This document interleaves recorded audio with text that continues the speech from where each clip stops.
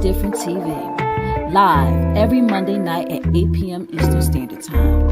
Hosted by me, your girl Ashia. Join me as I discuss social topics, spotlight independent artists, and share financial tips. Join the conversation. I want to hear what you have to say. Think Different TV, where minds meet. You're the reason I wake up, the reason I smile. What is up, y'all? What is up? Welcome to the third installment of Tdtv and Regreviews exclusive. This is a show where we review an album of our choice or an event of our choice. The very first one that we did together was, I believe, the BET Awards review, and then Reg and I worked on the review of the Toni Braxton album on the 30th year anniversary. And today we are reviewing World Outside My Window, which is the debut album of Glenn Lewis. First of all, I don't think Glenn Lewis gets the accolades he should be getting. He's so underrated, and he's a favorite of mine. In fact, his first and I believe second album is in constant rotation in my song list, along with Floetry's first album and this daggone thing keep flying around. And, and Eric Benet's first album. So this is one of the albums that is near and dear to my heart. Let's look into this a little bit more. All right, let's give you a little bit of background. So, World Outside My Window. Of course, I took all of this off of Wikipedia because I'm not that great with words, so it's just easier if I just read it straight from Wikipedia. So, World Outside My Window is the debut album of Canadian R&B singer Glenn Lewis, released on March 19th, 2002. It featured two singles, Don't You Forget It and It's Not Fair. It also featured production by Dre and Vidal. The album debuted at number 4 on the Billboard 200 with 85,000 copies sold in the first week. It has sold 377,000 copies to date. All right. A little bit more background. It was released March 19th. All right. It was recorded between 2001 and 2002. The genre is R&B. The length is 65 minutes, 20 seconds. So really great album to listen to when you're working out, if you do that, or if you just want to just vibe out in your room. Nice length album. The label he was with was Epic, and the producers was Andre Harris and Vidal Davis. All right. Now, Don't You Forget It released November 6, 2001. And It's Not Fair was released April 2nd, 2002. And it's so funny because I don't remember. Maybe I was just so hyped up on Don't You Forget It that I don't remember It's Not Fair coming out as a single. And I don't believe that should have been a single from his album. But we're going to get into it a little bit more during this review. So it hit chart peak position on the U.S. Billboard 200 at 4. U.S. top R&B hip hop albums Billboard, it came in number 2. In the Canadian R&B albums, it came 62, and U.S. top R&B hip hop albums 68. And like I said, there's 15 tracks on this album. All right, this is how you know it was an album. Okay, a lot of people are just releasing singles. People don't really make albums anymore. I wonder why that is, but definitely he has a full length album, as you can see, 15 tracks. Each track like averaging about 3 to 4 minutes, which is also an anomaly nowadays because songs are only about like 2 minutes, 2.5 minutes if you're lucky. About 2 minutes is played on the radio. You know how that goes. So here we are with a full length album, and we're really going to just take it one song at a time. But I'm showing you like this list not only has the songs, but also has the writers on this album. Marsha Ambrosius from Floor Tree played a major part in this album, which is no shocker to me. Actually, when they both came out the same time, Glenn Lewis and Floetry, it was like I was on overload because I mean it's amazing music. It's amazing music through and through. Um, both Floetry and Glenn Lewis. So, and Glenn Lewis was living here in Philly, just in case nobody knows, but Glenn Lewis was here in Philly, kind of a place where he planted his flag when he came over here to the States. So you got number one, Simple Things. Number two, Beautiful Eyes. Three was Don't You Forget It. Number four was Something to See. Five was Lonely. Six was This Love. Seven was One More Day. Eight was Dream. Nine is It True? Uh, 10 is Never Too Late. 11, Take Me. 12 is Sorry. 13 is Take You High. 14 was It's Not Fair. And number 15 is Your Song. And it's for you. And majority of this was written by Glenn Lewis. And matter of fact, it looked like all of them, except for with an exception of a few, were written had Glenn Lewis's hand in it. So I'm waiting for my guest. I don't know where he is, but I told him I was starting, and I don't know where the hell he is. Uh, he said he's setting up. Okay, well, he said he's setting up. So let's just while we're waiting for him, okay, I want y'all to drop in the comments. Have you ever heard this album before? Is this new to you guys? Um, are you a fan of Glenn Lewis? Are you not a fan of Glenn Lewis? Do you even know who Glenn Lewis is? Y'all can leave it in the comments below. Let me know if this is somebody that you've listened to before. I know that it's a funny story. All right. So when I was in high school, because 2002, I was in high school. I was in my sophomore year, junior year. I remember being in Miss Frazier's class. Rest in peace to Miss Frazier. She, awesome music teacher. And I remember her saying she was taking some students to go to something. It was like a songwriters thing, but I don't know what was wrong with me. I just was probably lost in the sauce, or I didn't know what the heck was going on, because that's something I definitely would have went to, but unfortunately I didn't go. And come to find out that the people that went, they was like, oh yeah, it was a guy named Glenn Lewis there, and Floristry was there, and it was a bunch of artists. And I was like, oh my gosh, like that's somewhere I should have been, because I know who Glenn Lewis is, I know who Floristry is, big fans, right? So I was low key mad. Well, actually, I was high key mad. I was really mad. I was like, why didn't I get a chance to go? But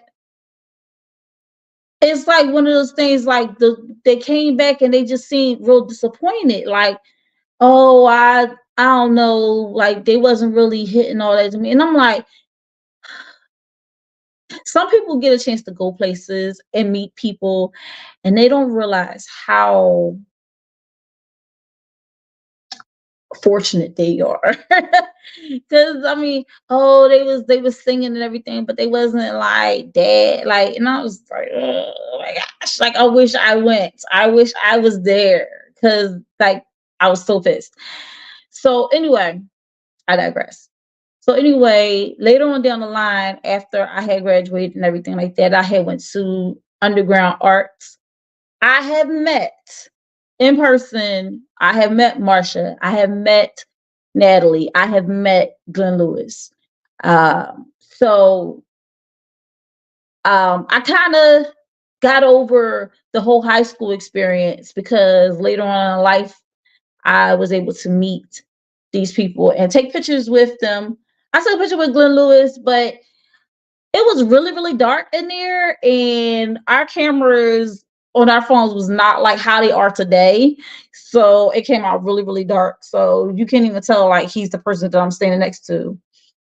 But he's so sweet, and he was just like really, because I was like, oh my gosh, like I'm a big fan. Like I got your album and everything. And he was just like, oh, thank you so much. Like, I appreciate it. He's like, you really got my album? I'm like, yeah. And I think it's a shock to some artists when they're not as big. Cause like it said he sold like 35,000 copies. Wait a minute, let me go back. He sold yeah, 85,000 copies in the first week, and then 377,000 copies. Period. Like that album, it was so good. I feel like it should have done way more than that, but music is subjective, and it's all about what place you are in your life and what music stands out for you. And it just so happened that uh when you live in Philly, right, and you grew up listening to the music that we listen to, that his album was right up my alley. Like it was right where I was at in my life. So I was like, dang, like I really, really am glad he came out with this album. Cause I was listening to Brian McKnight and Eric Benet and all these different artists, and he just fit right into the mold. I think the one thing that didn't get him, he probably didn't get as far as we would have liked him to get because of he came out the same time as Music Soul Child. Like literally, like probably a week apart. Let me look it up. Let me look it up. Cause I swear, like Music Soul Child's album came out like the same freaking month. And I think that kind of like threw everything off. Um, oh, wait a minute. Well, Just Listen came out because I Just Want to Sing came out in 2000, but then discography. So Just Listen. Okay, so here you go. Um Just Listen came out in May and May of 2002, and it's just hard when you come out like at the end of the first quarter. Is like it's odd.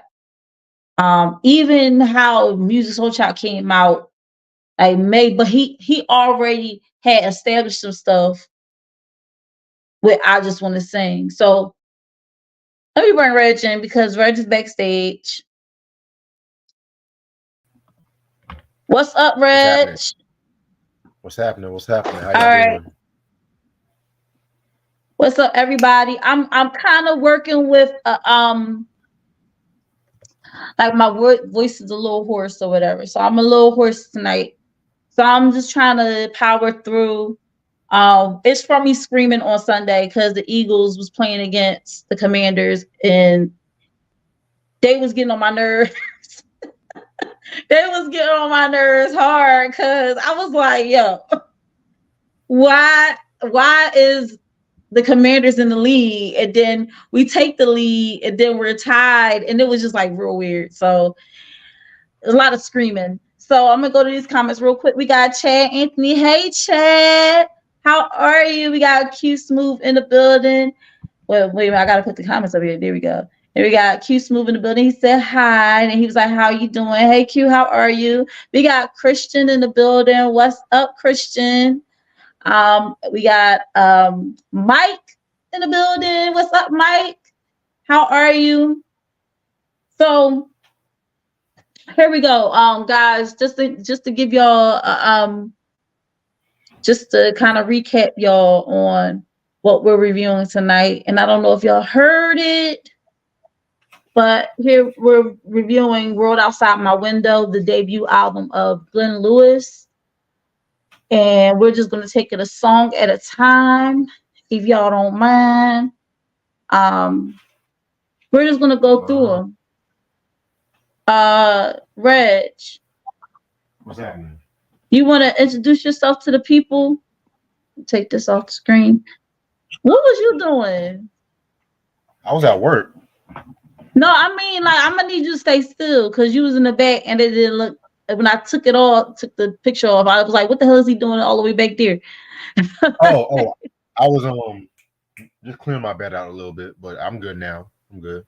Oh, okay. So I want you to introduce yourself to the people, even though everybody already know you, but just introduce yourself. Absolutely. What's good, everybody? How's everyone doing? My name is Regreviews, aka Reggie, aka King Smooth, aka Daddy, all that shit. You know what I'm saying?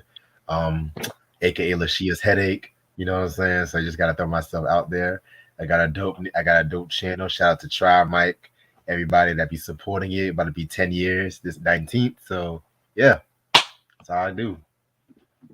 That's all I do. Why you making that face for? Why you starting stuff already? Why you starting stuff already? Cause like AKA Daddy, what the hell? Anyway.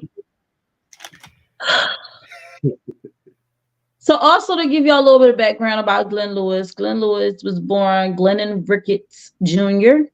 All right. Ricketts. He's professionally, Glennon Ricketts Jr. He's professionally known as, stop laughing.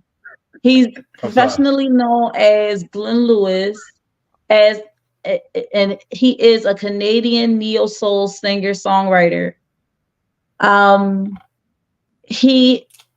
His birthday is March 13th, so that probably explains why his album came out March 19th. That could have a big impact on it. Maybe he wanted to release it around his birthday. And so he has 3 albums. World Outside My Window, which is the album we're going to be going over tonight. Moment of Truth, which came out in 2013, and Chasing Goosebumps, which came out in 2017. So let's go. Let's go. I'm ready. So I also feel like Glenn Lewis's voice, you could tell he's heavily influenced by Stevie Wonder. You could hear it in his voice and in the notes, stuff that he hits and stuff like that. And some of the best writing on this album and his other albums too. Being a songwriter myself, I can appreciate a good song, that's written very well, put together. And definitely that is what he did on this album. So, Ugly, Reg. I'm sorry. What did you just call me? I said Reg. That's your name, right? That's your Nah. name, right? You trying to play games already? You trying to play? You trying to play Come games on, already, let's man? get to this, sir. Because you was already late. I know I was a little late, but I started at like 12:08. I was at work. I was making my money. I don't care. You don't You asked care? me to do this. I asked. Yeah, I asked you. Yeah, I asked you. But you picked the album. I did. And and we're gonna go through it song by song. Okay. All right. So here we go. First song was Simple Things. It was written by Glenn Lewis, Andre Harris, Vidal Davis, and Marsha Ambrosius. So Ambrosia. Um, Roaches. so Simple Things. It starts off with the scratchiness, like and then it's like it starts off with him saying, "Hey, are you recording?" And I think that was like really cute. The kind of like because he probably really did ask that, and they just like kept that in the recording. And I think it was like a good way to kind of start it off because it showed a little bit of a playful side of him too. He's like, "Hey, are you recording?" And then the music, oh my gosh, like when it comes on, it's like it hugs you. I don't know how to explain it. I see, like when I listen to music, sometimes I see colors, sometimes I is a feeling that I have. And I Yeah. just feel like with that song, when it came on, it just felt like very good, like to listen to. It's just like I like the music comes on and it's like the strings and all that. It just felt like right. Like like I definitely need to listen to this song because this song is going to be amazing. And um you can also hear his accent a little bit on things. When he say things, it's not things, it's tings. Like he says tings. All Yeah. right. So you can hear his little accent and everything like that. Um I personally love this song. I like how okay, lyrics wise, um, how he explains just there's certain things that we take for granted in life. Uh the simple things like seeing a child smile or seeing stuff like that. And it's just um I'm trying to think of the lyrics off the top of my head. But there's like, oh, smile from a child, taking in the game, summer, spring, day to night. Like it's like it's just so it's different things that are so simple, so small that can brighten someone's day. And how he sings it and executes it is just amazing. What do you think, Reg?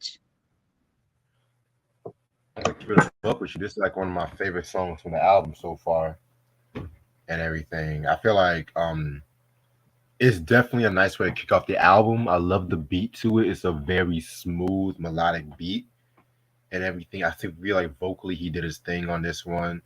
And yeah, we definitely got to appreciate the simple things in life, because sometimes life is too short at the end of the day. Sometimes you just want to smell the roses. Sometimes we just want to look at the sky and all that shit.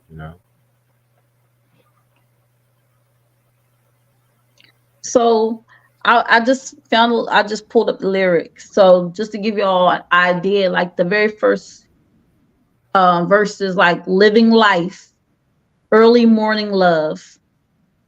And I think that's funny because Marsha Ambrosia has a song called Late Nights, Early Mornings, right?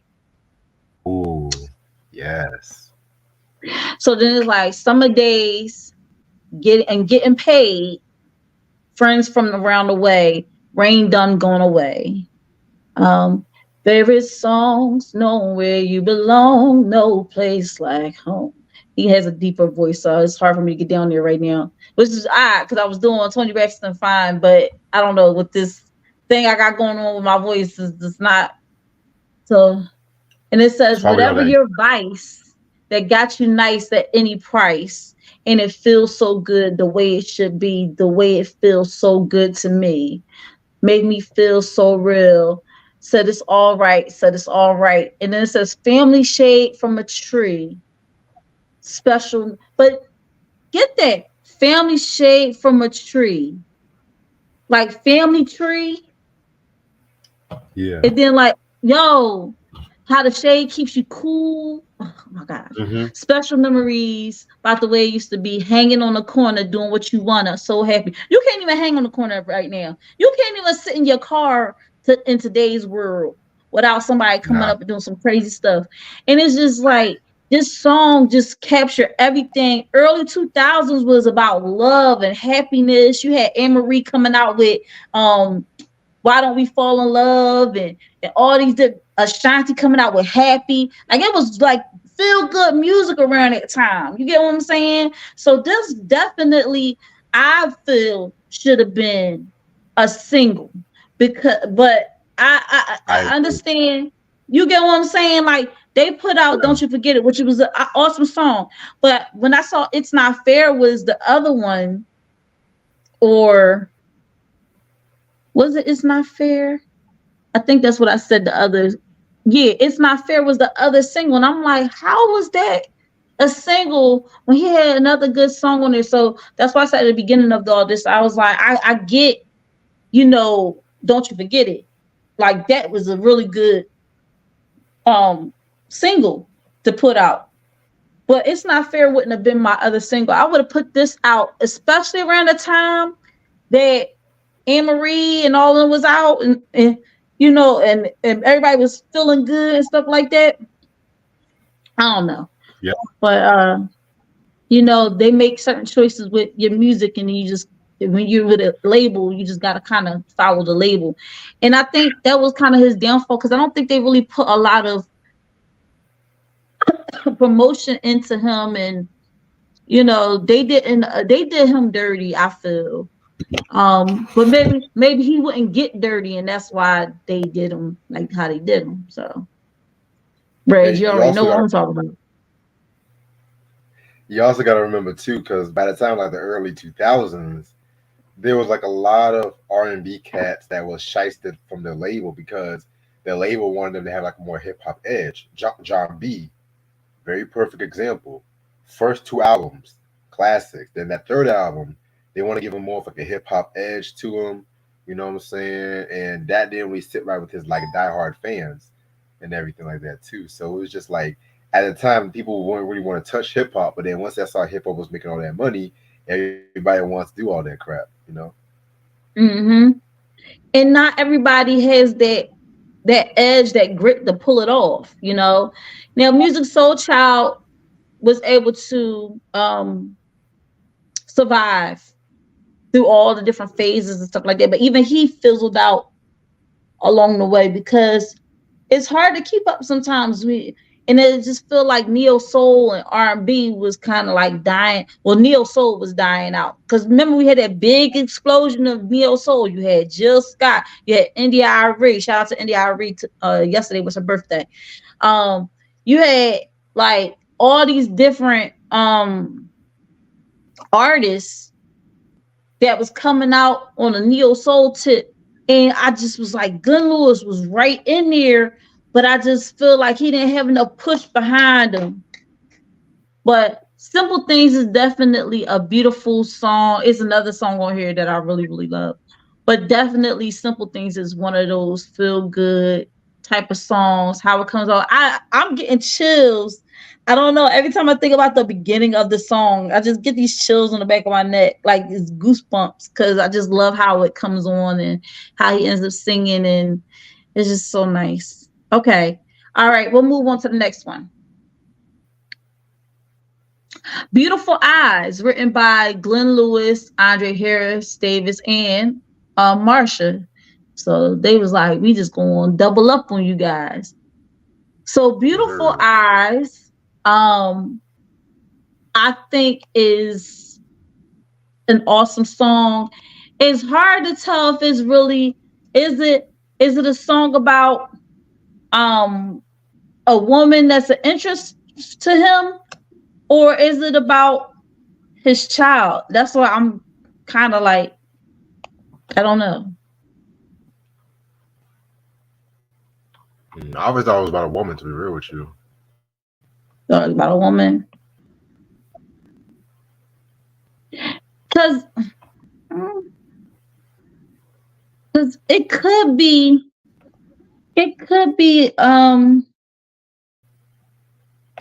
about a child too, but just like remember the song Beautiful, no, was is a song by Brian McKnight, and he says, you're more than wonderful, more than amazing, irreplaceable. You know the song? So that wasn't even about a woman. It was about his child. So it was like, it threw me off because when I saw the video, I was like, oh, okay.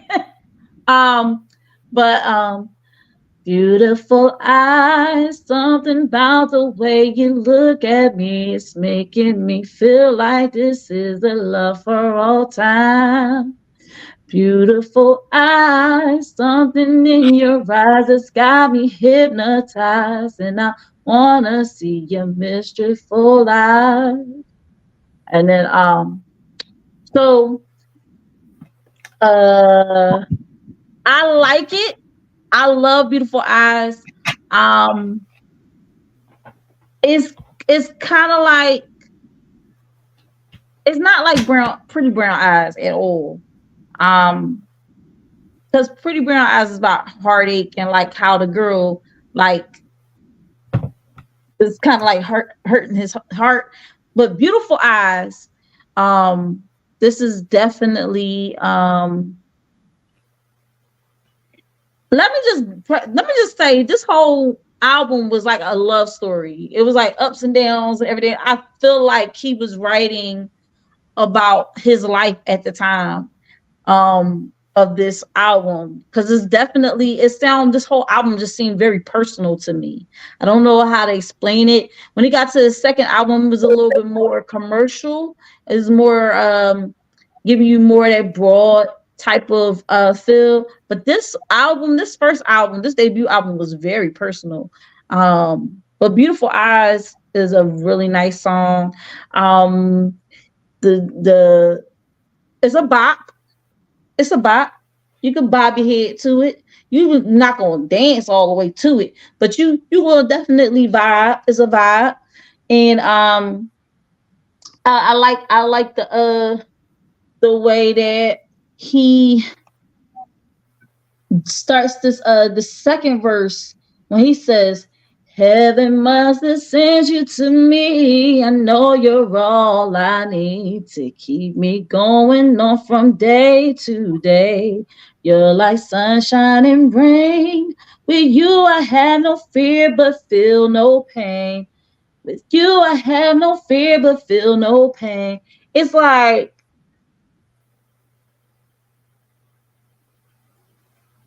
it's very wordy, but it's like it fits, and everything just fits perfectly together. I don't know how they did this. 4 people writing a song, I've just oh my gosh, like, how did he do it? Anyway, Reg, go ahead. You got the 4. Yeah, this was a very cool song. It's the typical neo soul R&B joint of the early 2000s and everything like that. It's kind of crazy too, because when I was getting back, I heard you mention Music Soul Child when you were talking about him, how he got compared and everything like that. And I kind of see a little bit of Music Soul Child when it comes to some tracks on this album, for better or for worse. But this is definitely one of those tracks I can vibe to, honestly. You know what I'm saying? All right. Real quick, let me see. Christian said my introduction to Glenn Lewis's music was when I seen the video for one of the singles from their album on either VH1 Soul or BET, or Centric, now known as BET Her. Um, y'all Um, taking me back.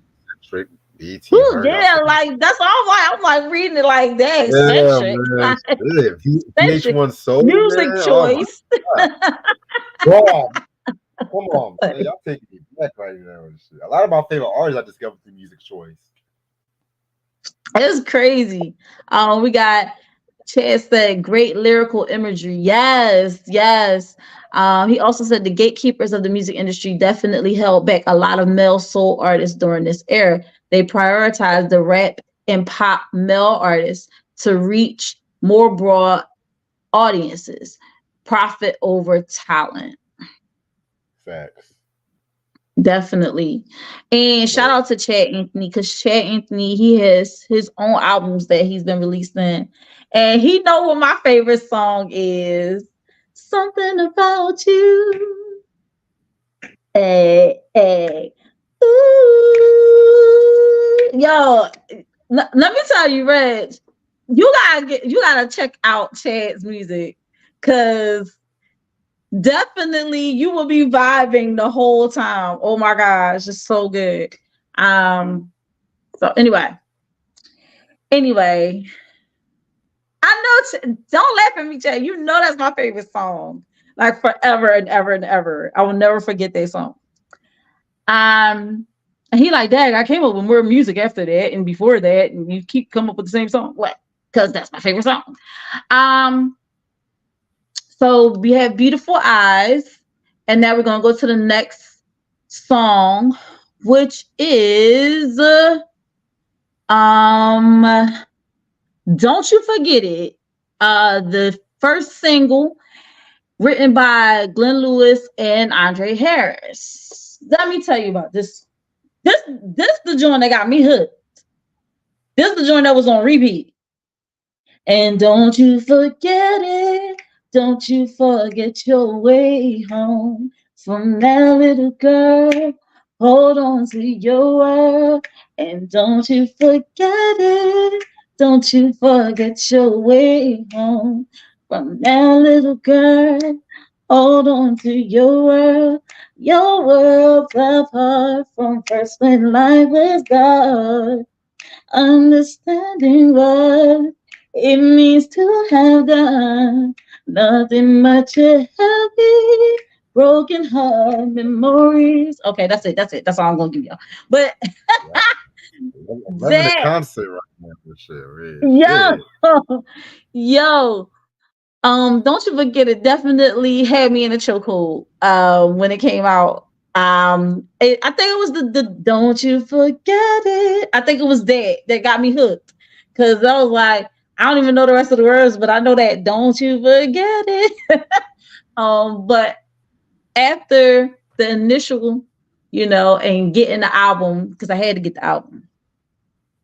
Um, I just remember listening to that song over and over and over again. Like I could not get enough of it. I had to listen to it over and over and over again. And is so the song is definitely like, it's not, because he actually had a video to it.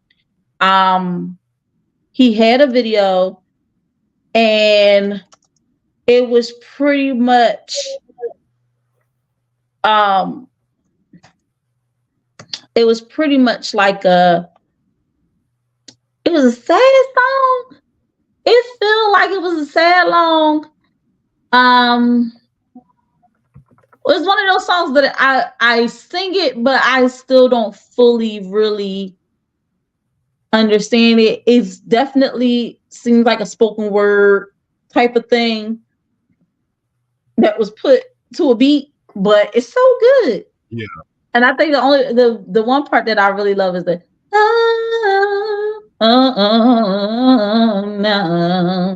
no, Na na na na na na. Yeah. Oh, like going into the bridge. Oh my gosh, it was so good. So good. Oh my gosh, so good. Um, yeah. What do you think, Because I could talk forever, ever, and ever. This track right here was pretty cool. I'm not gonna hold you. It was a pretty cool song right here. I take it that this song is like a fan favorite, Mm-hmm. and I loved how well this song was written. You know, both Glenn Lewis and Andre Harris definitely did their thing on this one. So I would definitely say it's a vibe too. So just reading the lyrics just a little bit, it's like far away from that life so young. That's when you used to know. Many dreams since then you fed up, come and gone, that time might show. But stress, don't you let it, don't you forget it. Trust you'll find your way to love. Hope is what your heart is made of. So I think pretty much this was I think it's a story about a young lady who, coming up, she may not have ever known love, or she had love and she lost it. And then it was hard to find her way back to being in love. Um, it is so beautifully written, but I still don't understand it. That's it's like it's a cool song to sing. It's a cool like how it was put together. But then when you're reading the lyrics, you're like, okay, exactly am I supposed to get from this? And that's why I want to interview Glenn Lewis so badly, because I want to know like what is the song that got me in a chokehold that I still don't understand. I don't understand it. Um, Mike said, "Don't You Forget It" is a great song. Definitely is. Definitely is. All right, we're gonna jump to the next one. We're gonna jump to the next one because I like Reg getting bored. Oh no,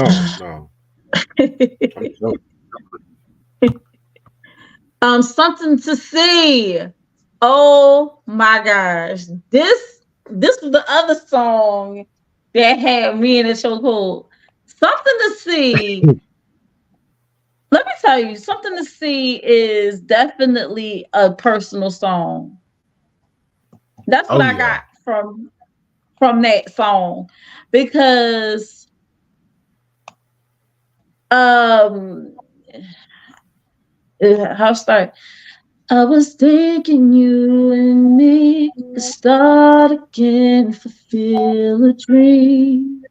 Read a song where we would find paradise. Walls of change have clearly fell. Sure, with love's cry out for help. If you'd only try with me and see that we should be trying to find the cause for problem flaws. But know that just to be with you in the love is truly free. That could be you and me. It was something to see. So it's definitely like love lost. It's a sad song, but it's a nice song too. It's like when I listen to it, it's like it make me feel good, but I know it's a sad song because it's like it's not. It's like we had a love, and I want us to start again, but it's hard to get back to that. It's hard to get back to where we were as a couple, because we're too far gone. And but when you listen to the song, it's so pretty. It's just like, oh my gosh, it's such a pretty song. And I'm sure a lot of people was like, oh, this is so beautiful. I want this thing at my wedding. No, you don't. You don't want this You thing at really? your wedding. It's kind of like which calls song, Tony Braxton's song, where people was like, I want you to sing You Mean the World to Me at my wedding. And it's like, no, you don't know what that song is about. Like, you don't want that song to be sung at your wedding. But this is and this is also a song that I feel toward the end was very influenced by Stevie Wonder, especially the changes, the chord, like, I don't know how to explain the chord changes that he be doing with his voice and stuff like that. It just sounds like something that Stevie Wonder would do, like something to see. Like, it's like, I don't. It's hard to explain it, but yeah, definitely Stevie Wonder influenced as far as the vocals is concerned. What do you think, Reg? I'm sorry. This is actually my favorite song on the album, to be real with you. Definitely a favorite song of mine.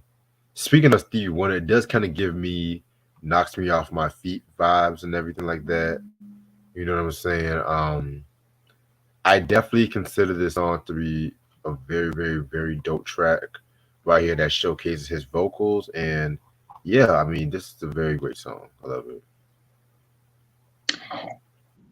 And real quick, I love how the production was kept simple so that he could do what he did on the track. I think in production nowadays, they try so hard to make sure that the production be having so much going on in it that it drowns out the voice of the person singing. But I think this track really left room for him to like do a lot because it was kept very, very simple. Like, the production was very simple on it. So we jump to the comments. Oh, there you go. Ray Sean is in the building. What's up? What's up? What's up? What's up, Ray Sean? Hey, I'm gonna plug my laptop up right quick. Give me 1 second, okay? All right. Cool. So real quick, y'all, just to recap, we are doing a review on Glenn Lewis's debut album, World Outside My Window. This is the review. Glenn Lewis is the Canadian neo-soul singer, neo-soul and R&B singer. World Outside My Window was released 2002, March of 2002. And I'm just speculating, but I think it was released March 19th because his birthday is on the 13th and he wanted to release it around his birthday. That's what I think. I'm not sure. These are questions that I would love to ask Glenn Lewis if ever I was to sit down and talk to him. Which I probably could, because he be on social media. So I don't know. I might put a little, bug in his ear and be like, hey, you want to come and sit down with me so we can do an interview? That would be so cool. Oh my gosh. I can just interview all the artists that I love and adore. Only people I can't do it with is Whitney, Prince, and Michael Jackson. But I say Michael Jackson, but if I had a choice between Prince and Michael Jackson, it would be Prince. It's not that I like Prince more. It's just that I relate to his music more. That's all. But that's a whole nother discussion. Because I don't want nobody thinking like I'm hating on MJ. No, it's nothing like that. It's just that Prince, I vibe to his music more because I feel his music more. It's kind of like Beyonce, Alicia Keys. It's like they're on two different spectrums, right? You can't compare the two. And if anybody was to ask me, like, who do you feel more? And I'd be like, I feel Alicia Keys more, I'm not saying Alicia Keys is better than Beyonce. I'm just saying that I feel Alicia Keys' music more than I do Beyonce. And I feel Michael Jackson music too, but okay, let me stop because I don't want nobody coming at me in the comments like, how could you, what? How could you hate on MJ? Leave MJ alone. But What's up, I get what you're Philip? saying. Philip is in the building. Um, Chad said this album most definitely was inspired by Stevie Wonder's songs in the Key of Life album. I wouldn't go Isn't it? that far. I wouldn't go that far. I'm just gonna be. He just said it was inspired by. He didn't say it's like the album. He said it was inspired by Stevie I Wonder's know. songs I in know this what he Key said. of Life album. I know what he said. I just said, I don't know. I don't know if I will go that far. I don't know. Oh my gosh. So anyway, Ray Sean said, what up? What up? Next review I'm doing is on jazz artist Herb Alpert.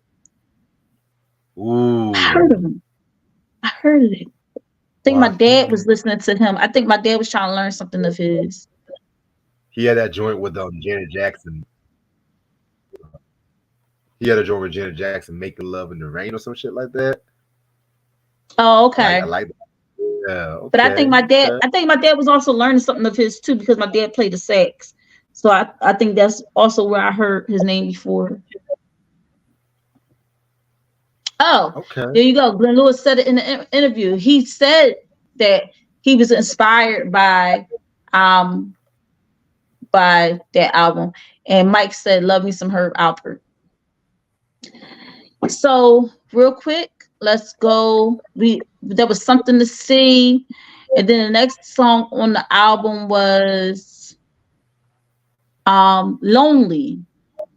You're gonna be lonely. Baby, how you been? I've been doing fine. Been taking my time to get myself on track. Why'd you never call? You used to have my back. Whenever I fall, you will always stand for me. Okay, that's enough. But Lonely, that is a diss track. Okay, that is definitely a diss track. Okay, it's kind of like oh my gosh, even though you don't like them, and maybe you could tell everybody why you don't like them, but Eric Benet Oh Lord. Oh has a Lord. song.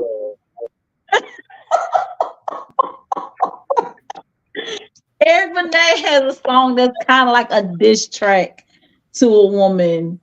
And I think this was like Glenn Lewis's diss track to a woman. He's like, you're gonna be lonely. You're gonna be lonely. You're gonna be lonely. Like without me, you're gonna be lonely. Like like it's kind of like don't come back now, chick. I done already moved on without you. And you come back to some, hey boo, you know them texts early in the morning. Hey big head, Yeah. bitch, I don't know you. What is this? What number is this? Like Ice and Shine. New phone. Who this? What'd you say, Reg? Like Rise and Shine. You know, like definitely this song is definitely a diss track. And it could be used interchangeably. Like it could be a man singing to a woman or a woman singing to a man. This really encapsulated, all them thoughts that we already be having when your ex want to come back to some hey big head, and it's also like, no, wait a minute. I'm trying to think of the Eric Benet song that it remind me of, but I can't think of it. But Lonely He said, baby, how you been? I've been doing fine. Been taking my time to get myself on track. Why'd you never call? You used to have my back. Whenever I fall, you were always there for me. Now you're not at all. So it's been a while. Was trying to figure out when it's my turn to smile. I think the time has come. Be careful what you say. If it's game you want, then you know I came to play. And then he said, don't think too bad of me. It's just so sad to see you used to be proud of me. Now you're going to be lonely. Without me as your friend, what goes around, it'll come back again. When I was your only, now you're going to be lonely. he was going it's through like, it. oh, Glenn, you cut me deep.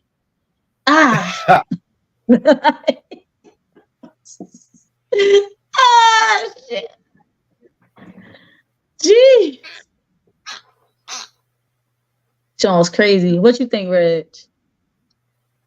This was another solid song. Wasn't really one of my favorites on the album. I want to keep it a buck with you, but it was definitely like a solid song. You know what I'm saying? It's just like, how can I put this? It's like Bobby Womack's If You Think You're Lonely Now in terms of like subject matter and everything like that. That's my jam right there. I might jump to that later on and shit. But it's like, yeah. It's like the baby, I can do bad all by myself kind of songs and shit like that. You know what I'm saying? So, but can nobody do it like a Bobby though? Because Bobby was just some child. Man, I'm telling you, child. That's my joint right there, boy. Hold up, man. That's my fucking joint. But yeah, Lonely is definitely a diss track.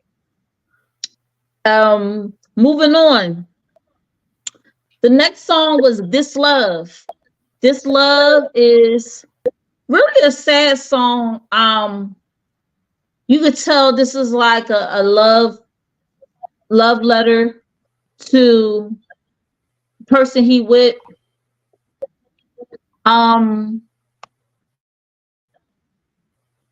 It's like we have more than this love. We got so much.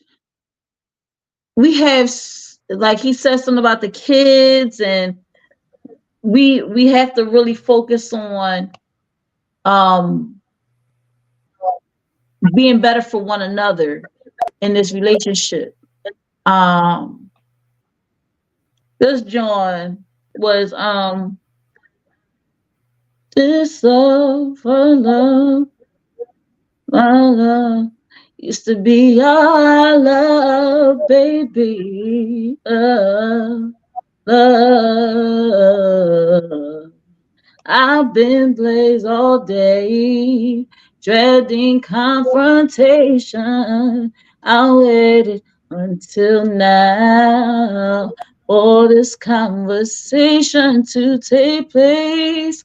That we're wasting time with this love.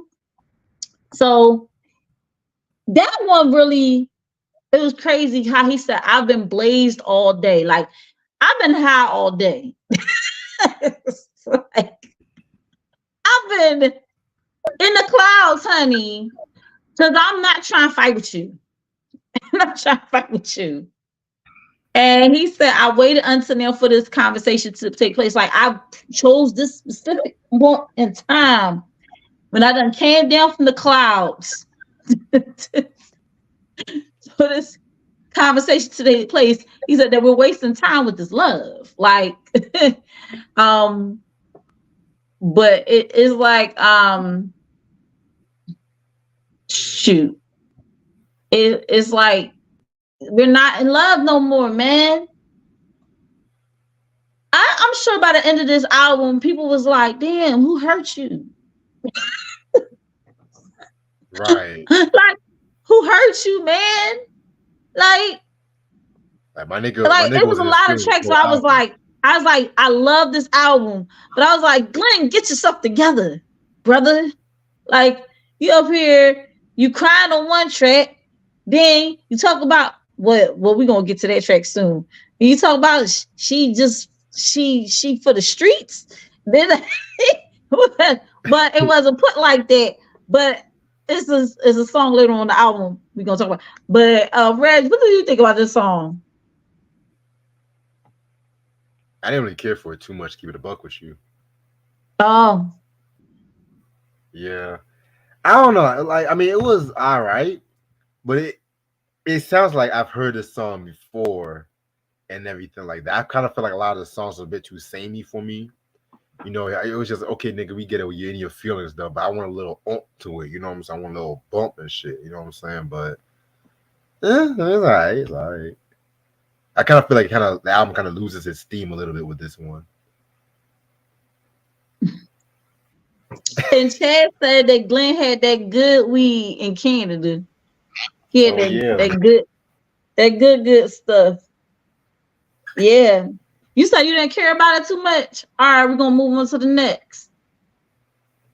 We're not gonna stay on here too long. One More Day.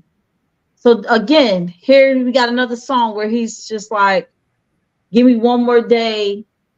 Now he want her to come back. Just like make up your mind.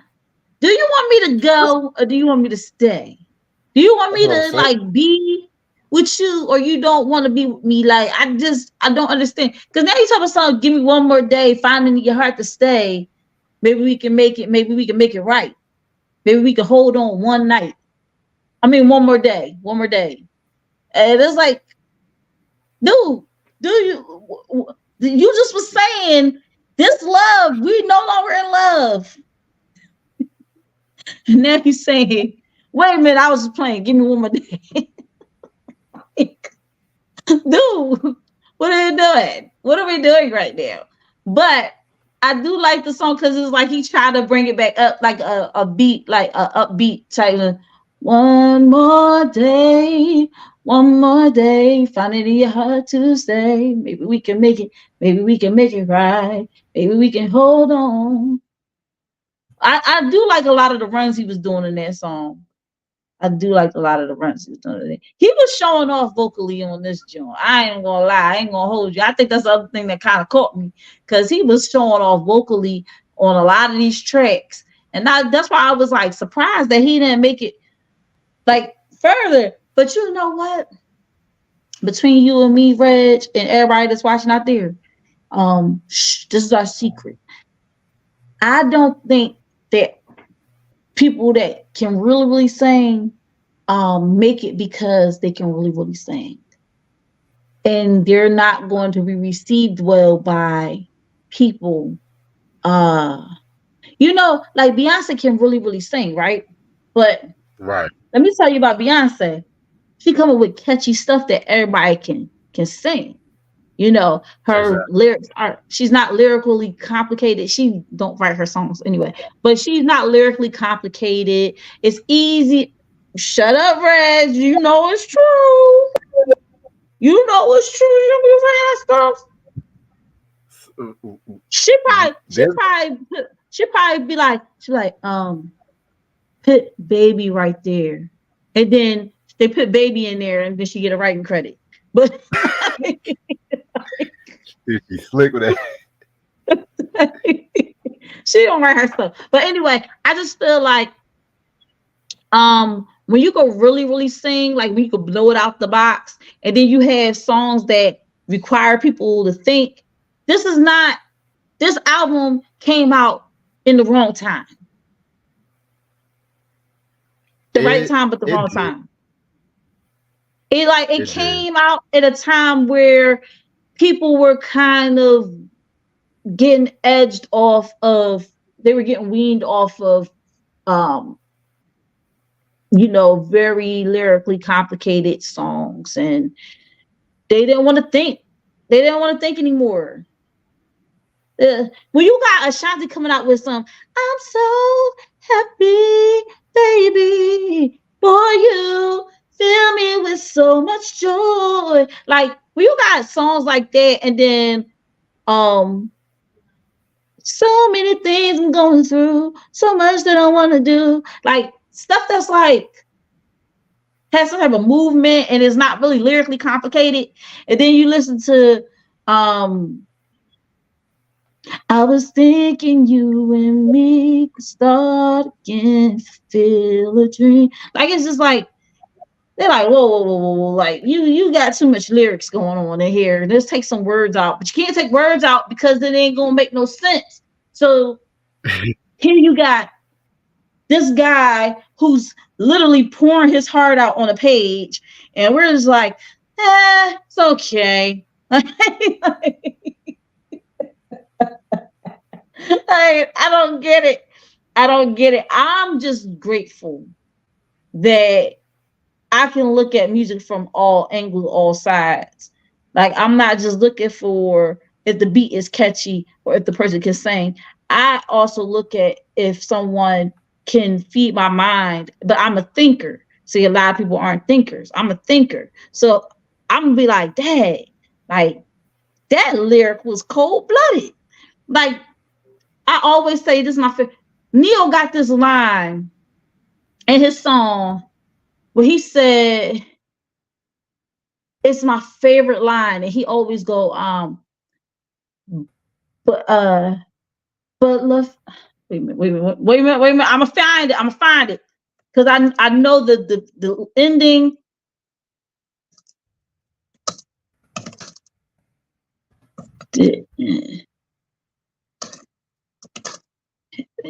It was please don't worry about me, I'm fine. Please don't worry about me, I'm fine.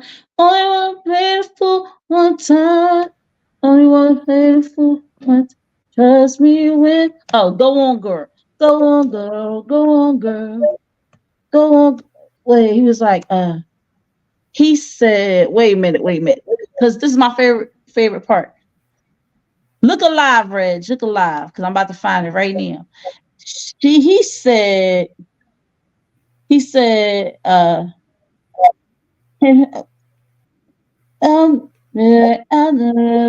I realized that she don't know how to act. Never been done, you know, I'm not dense. Just had a lack of common sense. I was a good guy. She was the best. She was like, she had plenty, but love for me, she didn't have any. Like that line is so genius because of the way it's written. He could have said, she don't have any love for me. But he said, but love for me, she didn't have any. Like,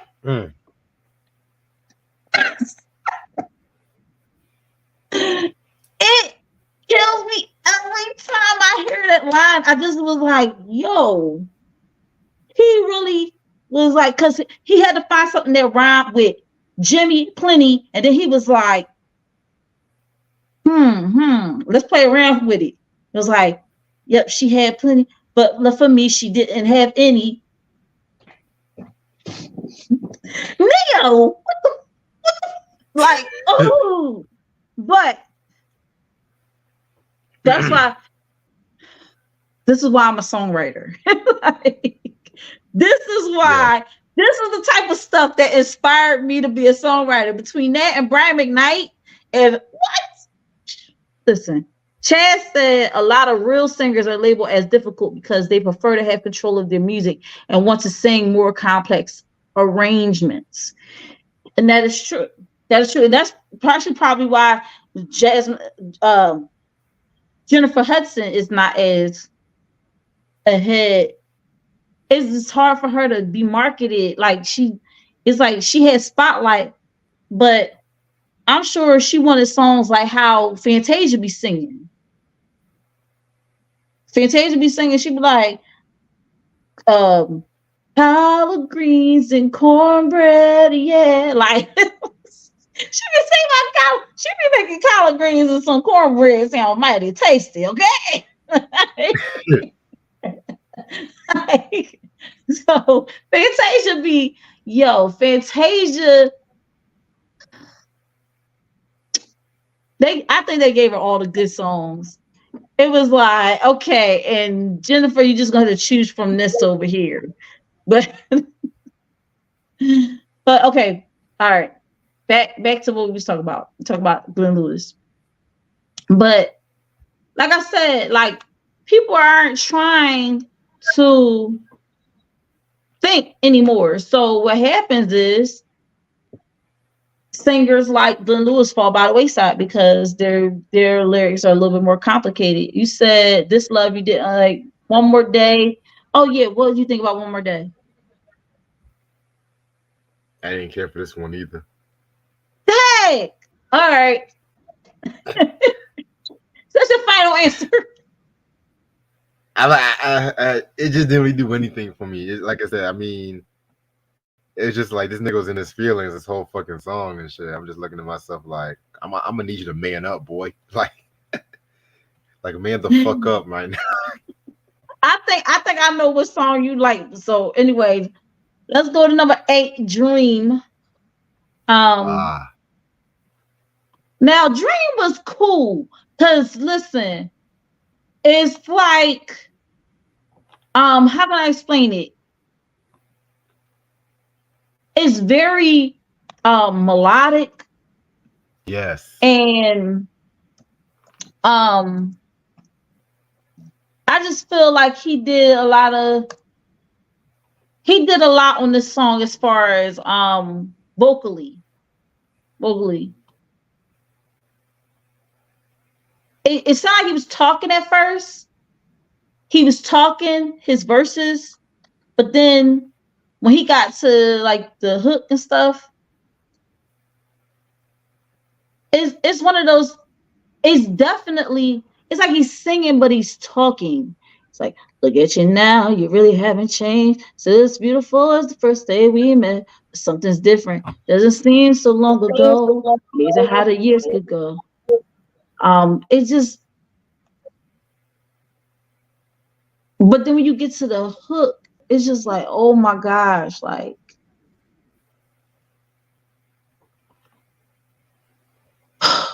this is one of those songs again where he's just like, I should have been the man that and here we go again. It's very reminiscent to me of an Eric Benet song where he was like, I want to know why you don't like that man. Is it because he cheated on Holly? Is that why? Possibly. Why you don't like? Well, anyway, so Eric Benet, he had a song where he's like he's like wipe your tears away, kiss you every morning. And then it's like it's pretty much the same type of concept. It's like he's dreaming. Glenn Lewis is dreaming of being back with the person that he let get away. He let his love get away, and now he's dreaming that it could be back to what it was. I like the song, but then again, I'm a fan of Glenn Lewis, and I love a lot of his music. So yes, I am going to say that I like every song on the album. But yeah, this is not one of my top songs on the album, but it, you know. But go ahead. I actually like this song. Honestly, I feel it's one of my favorites on this project. Like again, I like the melody, the dreamy atmosphere. I felt like when he really gets in his zone, like he does in this song, it can really go a lot. He can really do a lot. Like I love the line when he says, "When we wanted different things, he wanted a family. I was chasing my dreams. Didn't know what I had back then. How could I go through the growing pains of trying to be a man? I really don't understand. I took you for granted. Now it's out of my hands and everything like that." You know what I'm saying? That's very fucking relatable in my personal opinion and shit like that. So yeah, this is definitely a very great song in my opinion. This should have been a single, in my opinion, too. Okay.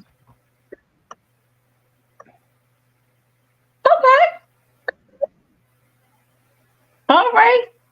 Now we're gonna get to the cheated for the streets type of song. Yo, this song really. Yo, he was in his bag when he did this joint. Hold up. Wait. The next song was Is It True, right? Yeah. This dude was like, real quick before I even get into the chance that I was surprised that Jennifer's J Hud's album didn't do well commercially because it was very radio and club friendly, in my opinion.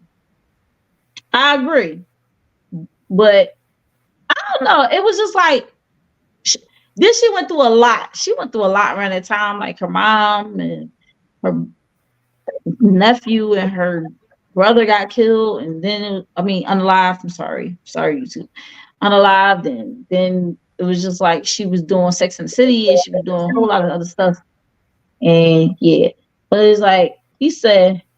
This is a story about a day that came not long ago. About this girl I met. Her name's Yvette. I hope it's not a girl out there really named Yvette. He was like, cause he was like, this girl was bad. She left me sad, not knowing what to do. She was all wrong for me, no matter what, had to be free. But she made, wait a minute. She was all wrong for me, no matter what, had to be free. She had to be free. Right. But she made it seem like she wanted to be with me, playing tricks on me. Tell me. And it says, is it true? The things that people say you do. Is it true? My man said he hit it too. Tell me. Is it true? You only like me for what I can do. Is it true you're not feeling me like I'm feeling you? I was like, Yvette? Yvette for the streets. And she played you like a simp. And even your friend said he hit. Oh, Yvette. Yvette. But Yvette probably in Canada somewhere, so she ain't gonna get ragged out here in the States. But I like this song. I even like how it started. It was like, oh. It had like this operatic type of start. It was like, oh. Na na na na na na na na na na. Like it's like all operatic. So when it first started, right? No, when I first heard it, and I heard the oh, I was like, oh, Sammy, you doing opera on this joint too? And then like when I started listening to the words, I was like, wait a minute. I was like, wait. I'm mad. I'm like, he even put her name in the joint, so this was very personal. Right. Like he don't even say at the end, like, you know, the name or the beginning, the names have been changed to protect the end. Like, no, like Yvette, you a hoe and you for the streets, and everybody know. And I'm mad because he probably the dude that was spending the money on her and taking her out. And she kept saying at the end of the day, at the end of the date, he like, you know, he's like, can I get a kiss? And she's like, oh, and then give him a little hug, little church hug, and then send him about his way. And you're like, I can't come in. Oh no, I got a headache, you know, and I got to get up early in the morning, and you know, and then like he leave, and like literally the other dude is in the house waiting for her, like, you bring my doggy back.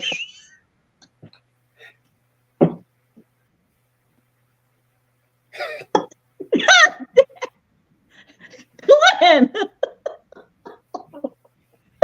you got my doggy bag.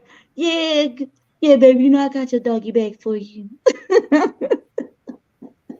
Like Glenn Lewis to spend all this money and she about to be thrown by somebody else. Like, yo. Oh man, the second verse is even worse. It's that even though I try, I can't deny way she looked, making me weak. Wait. Wait, the word is she's a freak. Things I heard, man, I can hardly speak. You bet. What are you doing? Like, why? Why? Oh my. Oh my. Oh my. Oh my. Oh my. But yeah, this song had me in stitches. Every time I listen to it, it had me in stitches. But it's such a creative oh, it's such a creative way to say somebody's for the streets, but not really calling her out her name or anything like that, but just saying like you played me. You played Right. me real good. You did me dirty. And like it's crazy. Chad said, I'm so glad I caught your live stream. I'm moving to Florida tomorrow. Y'all helping me get through the last of packing up. Oh, why you gotta move so full? Be safe on your trip. Yes, be safe. Um, oh wow. Mike said he about to go see Saw X. I saw that. I saw it. In the new Exorcist movie tomorrow. I thought the new Exorcist movie comes out on Friday. Oh, tomorrow is tomorrow Friday? No, tomorrow's Thursday. Today is Thursday. Tomorrow. Oh, I mean, it's early morning Thursday right now. Yeah. Okay, yeah, so tomorrow, yeah, you're right. And Chad said Glenn threw her ass under the bus. Woo!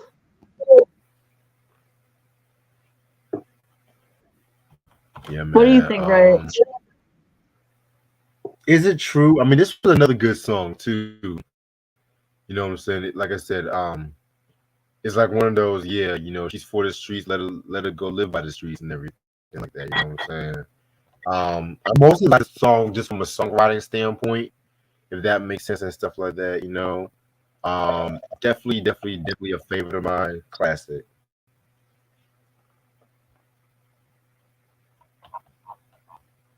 I don't know why, but I feel like this is something that you would write, Reg. You said what? I feel like is it true is something that you would write, but just with a lot more expletives. I'm not that explicit like that. I'm not that explicit. You for the streets. I'm more straight. Move your feet. You for the streets. Never too late is the next one. Never too late. It's never too late. Don't wait before we lose it. So never too late is kind of like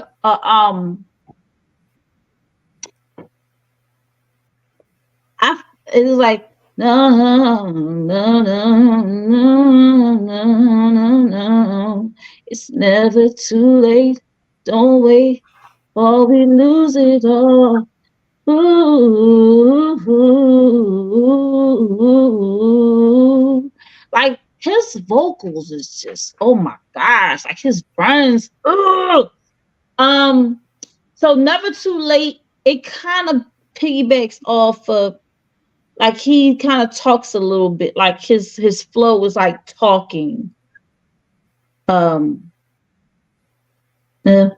Too late.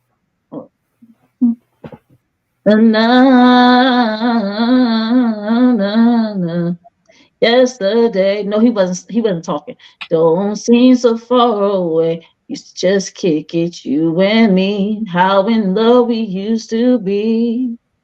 Still remember how it was holding your hand, making future plans. So happy were we, but things are changing all the time. Sadly, we drifted away with hopes that you come back someday. We'll stay cool, me and you. Talked on the phone once in a while, now and again. Found yourself a new friend, thinking this might be the end, but it's never. All right, so just going through that, right? So they broke up. She already got somebody new, but he like, it's still never too late.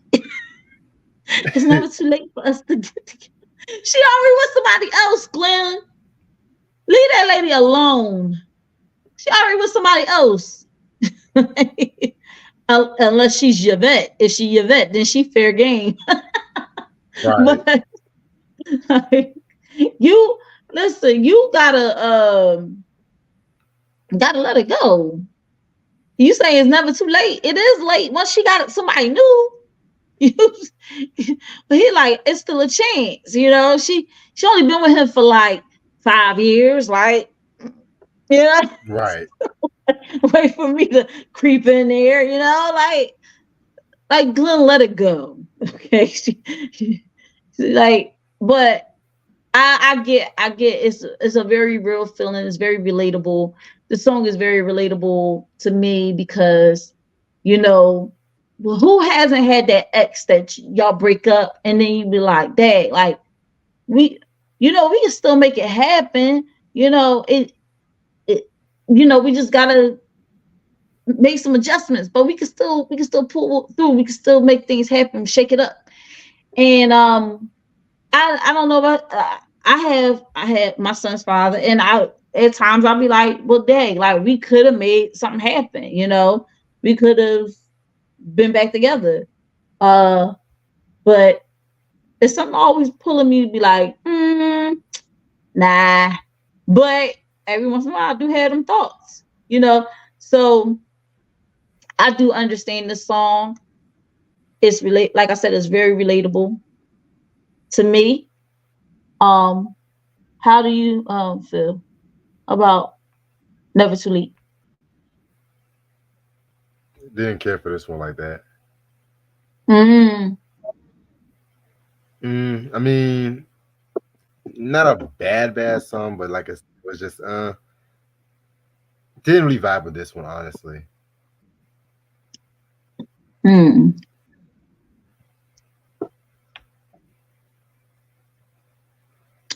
He said, what Sean said to Mike, damn it, I wish Martica was a way bigger artist. She so slept on, I swear. Y'all put me on to somebody because I don't even know who that is. She made that joint like Toys, like Step by Step, Heart to Heart, that song. Eminem sampled her for like Toy Soldiers and shit. Oh, okay. Oh, Dartmouth said, did you hear the Don't You Forget It remix joint with Ghostface? No, I haven't. Never heard that joint. What? I haven't heard that. But you said you didn't really care for Never Too Late. We'll move on to the next. Yeah, we can move on to the next one. All right. So this is what happens when people have albums, y'all. It do take us a while to get through it. So this was a very lengthy album. We're now on track 11. And track 11 is Take Me. This one was had me a little stumped. Because I was like, he explains the situation where this lady he runs into at the club, and she's just like, anywhere you want to go, just take me. And it's like she's trying to escape. It sound like he in like some not foreign country, like he's on an island somewhere or something like that. And this woman is just like, I gotta get away from my life doing what I'm doing. Like I'm like on some little Pretty Woman type stuff. But the situation he explained, I was like, did this really happen to you in real life, Glenn? Like, because he said he explains the whole situation. Like, he's like, I'm out with my friends in November. Like, he saw her standing there. he said I saw her there. Wait a minute. It was in November when while out one night with friends that I saw her there. She was just standing there. Something in the distance there, the faint look of despair. To her I was drawn. Asked her was anything wrong. Told her my name, said how you do. About to say you take care, and it was nice to meet you. But it's like this had to have happened in real life, because he goes to detail. Like, this ain't no, like, like just random song he just wrote. You know what I'm saying? Like, this sound like this was a situation that happened. This chick was bugging, and that's what I got out of it. I like the song, but also I feel like it's not high on the list of songs that I would like, have on repeat. What you think, Reg? Yeah, I definitely agree with you on that. I mean, this one is kind of like another sleeper for me. You know what I'm saying? I wanted to like this song because I definitely felt like it was cool as fuck, but I just didn't really get anything from it, to be real with you.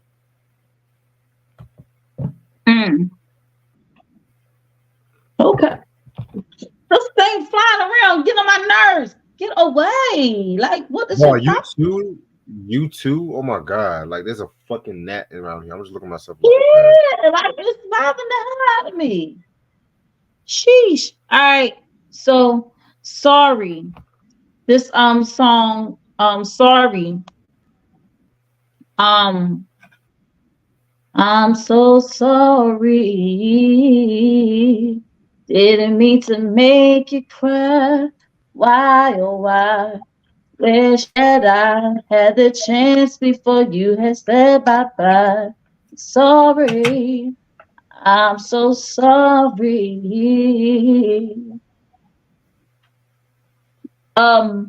This song, like I said, at the end of it all, you just kind of like, Glenn, who did you hurt? Who hurt you? Will you ever be in love again? I guess he falls in love towards the end of the album again, but he said, look at what a mess I made. If I paid attention, maybe then you might have stayed. Deserted you in the middle of the night one too many times and asking why. Where did all the promises go of love you had? Not that you don't hear me though. Now this is what I like about this. Is the one part of the song that I really like. When he says, where did all the promises go of love you had? Now that you don't hear me though. That's what she said to me. So it's like, at first he's talking as himself, right? And then when he says, where did all the promises go of love you had? Not that you don't hear me though. Like, he's speaking as her, because then he says, that's what she said to me. Treated, because when I first heard the song, I was a little confused. I was like, wait a minute, you the one that messed up. So why are you asking where did all the promises go? And then when I really listened to it, I was like, oh, that's what she said to me. Treated it like it was something. It was talk just something momentary.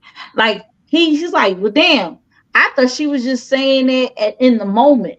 I thought that, and this is a classic song about and I don't want to just say men, like, people taking people for granted in relationships.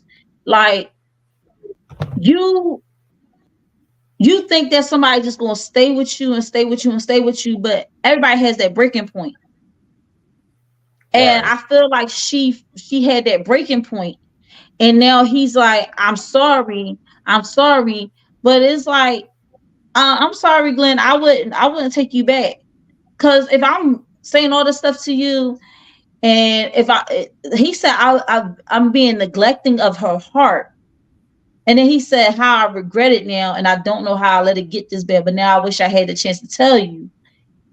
And then he said, you first left, I blamed it on everything but myself. Girlfriend's talking to someone else. Like he said, you left me and I blamed it on everything but my own actions. I didn't want to take accountability. And then he said, girlfriend's talking to someone else. He's like, present the picture, doing all I'm supposed to do, getting close to you. But it's like, in a weird way, he write the song in a way that you start to feel bad for him. And it's like, dude, you the one that effed up. I don't think she should go back to you. I don't think sorries is enough. And yeah. So that's what I got out of it. I was just like, I liked the song, but I was just like, dude, you messed up, but you wrote it in a way that we feel bad for you. You're not the victim. She's the victim. Moving on. What you got to say about it, Reg? Sorry is another favorite track of mine. But at the same time, how many R&B singers at that time had a song called Sorry or apologizing and begging and stuff like that? Like, the first that comes to my mind was Ruben Studdard, Sorry 2004. That's 2 years later. Right. Who else? Hell, Usher, Confessions or whatever. You know what I'm saying? That came out after it too. Yeah, it's like a lot of these cats were just apologizing and begging and shit like that. It's funny, up until then, the only person that really had a song about apologizing was a woman named Anita Baker. So, ooh, yes, yeah, like everybody else was just like, love means never having to say you're sorry. Like that's not logical. So, I can appreciate. I get you what you're saying. Like nobody really was like. It's maybe he kicked it off. Maybe he kicked it off. This gnat is getting on my fucking nerves. These gnats, yeah. It keeps flying in my face. It's like you got like I don't care if you're here. Make yourself visible somewhere else. Like go somewhere else. Why you got to be right in my face? Like you trying to get camera time. You trying to get your own 15 minutes of fame. It's not happening. So yeah, I get what you're saying. Like a lot of people was apologizing back then and getting down on their knees, baby, please, please, please, please, please, please, please. I'm sorry. I'm so sorry. I'm sorry. Spike Lee like, she's gotta have it. She's like, please, baby, baby, please. Please, baby, baby, baby, baby, baby. Please, baby, baby, baby. But yeah, it was like, Glenn, come on now. All right. Now we get back to another Ambrosia song. Because she had her hand on Simple Things, Beautiful Eyes, Lonely, This Love. And then she comes back on track 13, which is Take You High.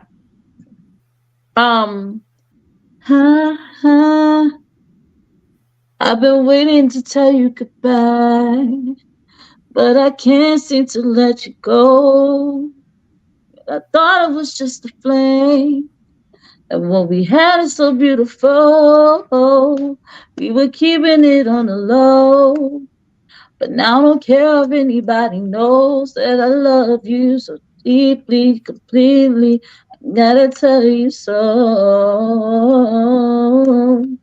Love me. It's a part on there where he's like, wait.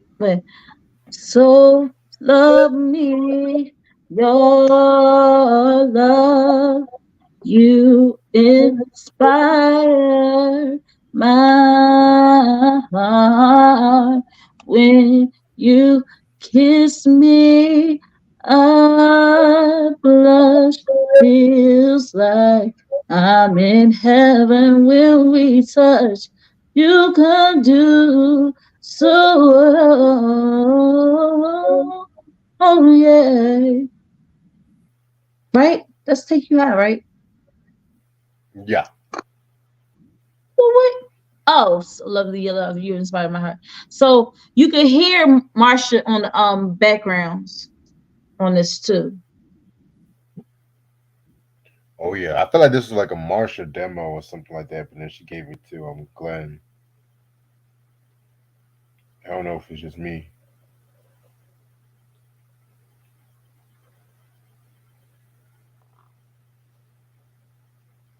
You hear me? This was a little bit more. This was a simpler song too. Definitely a simpler song out of all the songs she's written because it was like it was more um space. It's just like, girl, I want you right where you are. Just hold it there, don't move. My shining star, you must not know exactly what you mean to me so deeply, completely. You got me, and I'm needing your love, love only. So, so yeah, this I really love this song. I think it really showed that he was saying to the woman like, listen, I could be there for you. I could be that person for you. Um and it's just like so beautifully written and how he sings it and then the ad libs in this joint was crazy. Like you and I he do something else like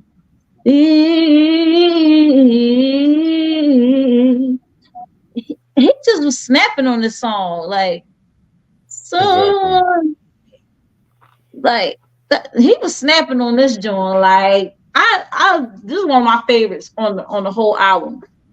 Dartmouth said this album really captures the essence of urban culture in the beginning of the century. No, it definitely does. So what did you think, Reg? Um, this one was alright. You know what I'm saying? Vocally, I feel like vocally he saved this project. I mean, the song right here. You know what I'm saying? Like again, this one was alright. I could have had one of the better beat, but it was decent. Okay. Um, the next song is "It's Not Fair." This was the second um single released. Uh, it was released after, so don't you forget it was released before the album dropped. And Mm-hmm. then "It's Not Fair" came out after the album dropped. It's not fair. You know what? I do really like this song. I'm not gonna lie. I like "It's Not Fair." Um, it it definitely is a song that I put at the top of the album. Like I said, I just don't see it as a single. I think the only one really single worthy on here was something. What did I say? Simple Things and Don't You Forget It. I feel like those two should have been the singles, but he's like can't can, there's nothing can't can't believe that the heart of my world got me on my knees, praying my eyes are lying to me. I built a whole new life around you. In the instant we were through, as our future disappears, falling like tears are the dreams of love I thought we shared. It's not fair. I was true to you. I finally settled down. You go turn around and betray the trust I had in you. It's not fair. After all, I treated you respectable with care. Said that you'd be there. Now who am I to turn to? Okay, I'm lying. I could see this being a single. But at the same time, I'm trying to figure out why was it the second single from his album? Right. Why? This really bothers me. Cause the don't you forget it, like it even had a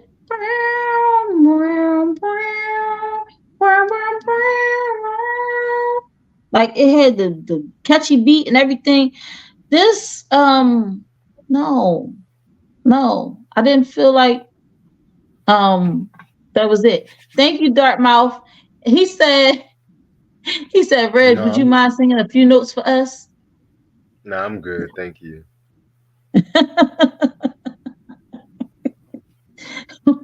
How you get like that, man? I'm good um on that. but I can get why they would put, but it's just such a long, this is a long song. This is 5 minutes long, yo. 5 minutes long. It's too long to be a single. It's too long to be a single, yo. It just is. Don't you forget it was like 4 minutes, 6 seconds? Even that's long. But it's the point where you could actually cut off, don't you forget it, and not really cut off the song. It's not fair. It's 5 minutes long. I don't know. Yeah, yeah, it was way too long. Way too fucking long. And it's just like I think after like the second time he said the chorus, I was just like, okay, I'm done. Yeah, I'm done.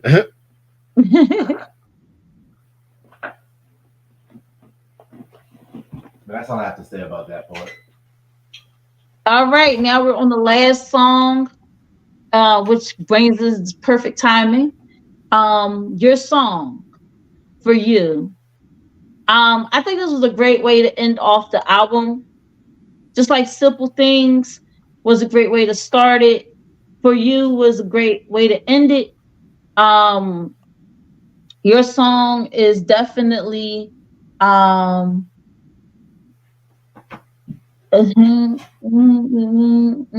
it this definitely sound like it's influenced by Stevie Wonder.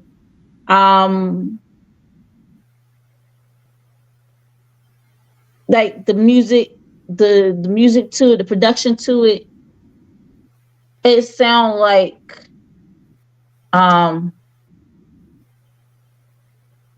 for you. Like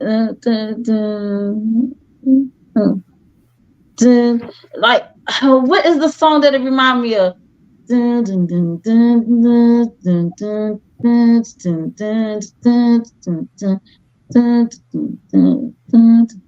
Oh my god. Overtime. It reminds me of Overjoyed. Overjoyed, yeah. So yeah, it definitely gives me that type of vibe. But slowed down. It's not like a fast pace. It's like dun dun dun dun dun dun dun dun dun. And then he goes into where a disguise. I see it in your eyes. Afraid to give us a heart willing to try. Love you have found. Again, will let you down. Locked away now, heart longing to die. So unsure and feeling insecure. Your heart just can't endure to rise above and fly. Set you free, bring you back to me. I was singing too high at first. To promise that you'll be, keep it to my heart, my. And then this, I love this pre-hook. It's like, now won't we go to where no one knows, but I know that I love you even more. Oh, tears we cry, asking myself why did I let the only one that I love go? That's slow for me. You were meant for me, darling. Can't you see?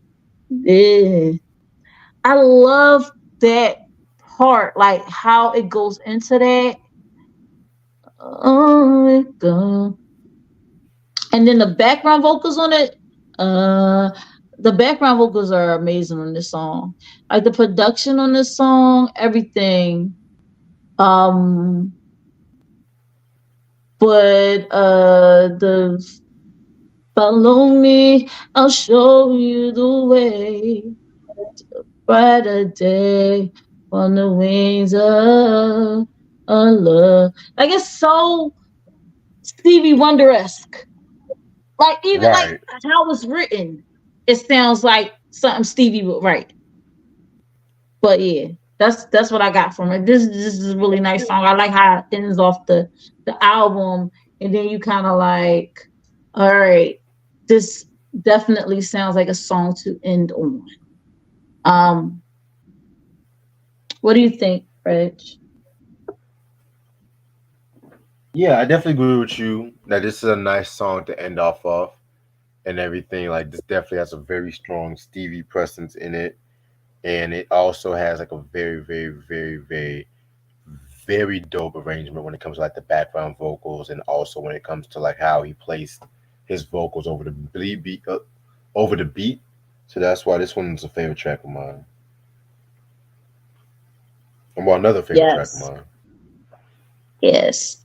So on a scale from 1 to 10, what would you give this album, Reg? 6 out of 10. 6 out of 10. I would give it a 7.5 out of 10. Okay. Um, you know, at the time it came out, like I said, it was on repeat.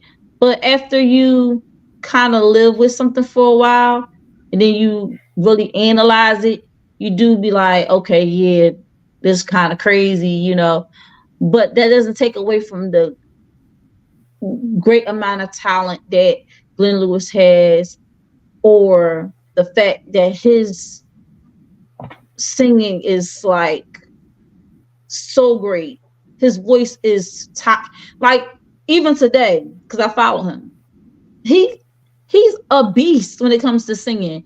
It's just that he didn't get the he didn't get to um he didn't get the recognition he should have gotten, I feel. Um and honestly, like I love this album, but his second album is a problem. His second album was really a problem. His second album was so dope. Like, so I gotta it's peep. just crazy, huh? I gotta peep the second album now. Like even and that album is 10 years old. The second album is 10 years old. This one is 21 years old. So it was like, Oh wow. sheesh. Like, yeah, exactly. 21 years old. Like, so it was a full grown adult, can drink and everything, vote.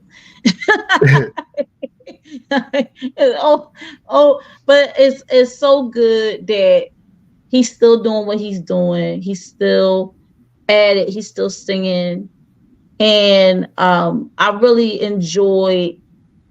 I'm just so grateful that he was. I'm so grateful that he was part of my childhood coming up. His music was part of my childhood coming up. I think we had really good music coming up, Reg. We did. There was some trash stuff, but we had good music.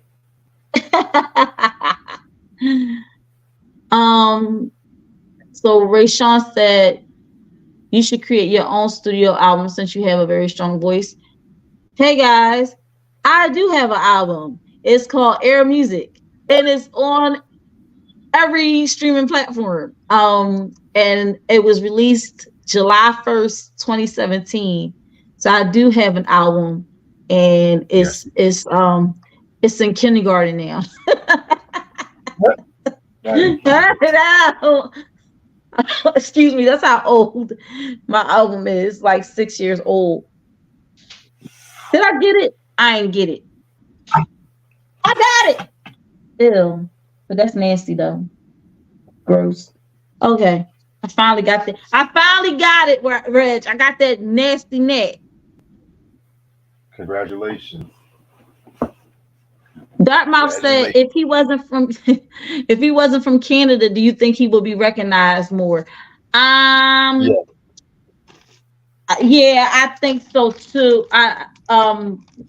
But Drake is from Canada. Oh God. Yeah. Drake is from Canada. I think he just had to. First of all, the type of music he was doing was, I believe, a fad at the time. It was trending at the time, and then when it died out, it died out. Like, when was the last time y'all heard India.Arie on the radio? Sure, when was the last time I actually heard the radio? Huh? What happened? I said, when was the last time I actually heard a radio station? Exactly. Like, all the people that was in that era, you had Music Soul Child, you had Jill Scott, you had India.Arie, you had Floetry, you had Glenn Lewis. Like, they're not really doing much of anything right now. So it was like one of those things you had to pretty much get in at that time, or you was gonna get left. So yeah, that's how I feel about that whole situation. Understandable. You know what I'm saying? Because like I mentioned before, like a lot of those neo soul acts like Kim, you know, they got sidelined and everything like that. So, I mean, I feel like it's all about how strong your marketing is at the same time too, you know?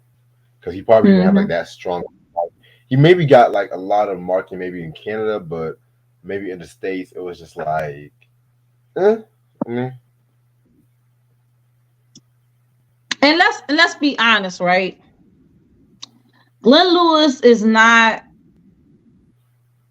He's attractive to someone, but I'm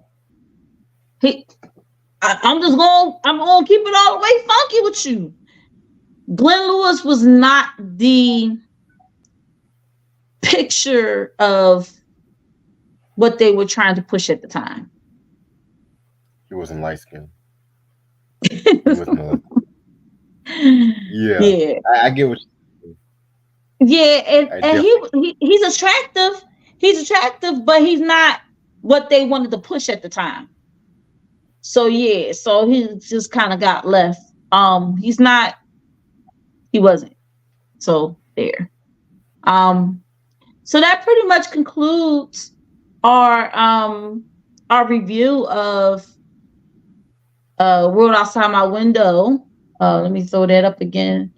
We were reviewing World Outside My Window by Glenn Lewis, his debut album. Right. Nice little Tdtv and Regreviews exclusive. We appreciate you guys for tuning in tonight. I am Lashia. I am the host of Think Different TV, which is every Monday night at 8 p.m. Eastern Standard Time, 7 p.m. Central Standard Time, 6 p.m. Mountain Standard Time, and 5 p.m. Pacific Standard Time, right here on the Think Different TV YouTube channel. Make sure that you like, subscribe, share, and turn on that notification bell on my YouTube channel so you don't miss out on any new episodes, replays, or exclusive interviews from Think Different TV. Reg, aka my headache, how would you like to how would you like to address the people before we get off? like I said, subscribe to me, subscribe to Think Different TV, and make sure your notifications are on whenever we do a review or anything. Y'all make sure y'all be coming up here and supporting. You know what I'm saying? It was a pleasure doing this review with you and everything. Definitely want to check more of his music. So yeah, that's how I end it. All right, guys. Shout out to my sponsor of Think Different TV,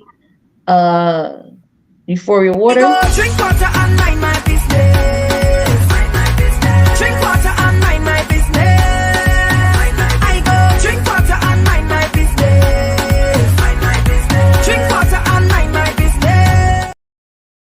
And that concludes the review, guys. Thank you for tuning in. Let me see if there's any other comments.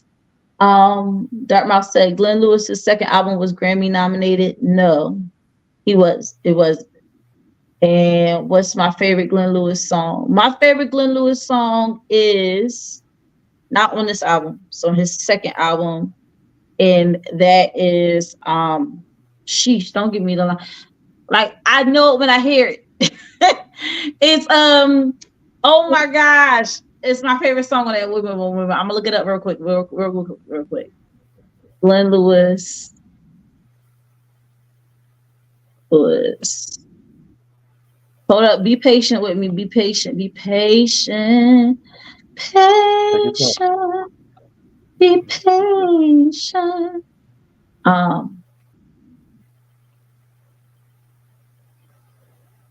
Why am I acting all slow?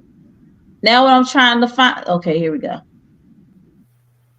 Moment of Truth is the second album, and my favorite song off of that one is he had a lot. He had a lot of good songs on this. That's why I can't wait to do the second album, Reg. We gotta do the second album because there was a lot of good tracks on that album. Let me find it. It's, oh my gosh, where is it? None of those. Okay, so I do like Can't Say Love and I like Closer. Those are the singles, but it's another track on his album. Just check out Moment of Truth. Moment of Truth album. Moment of Truth. Glenn Lewis.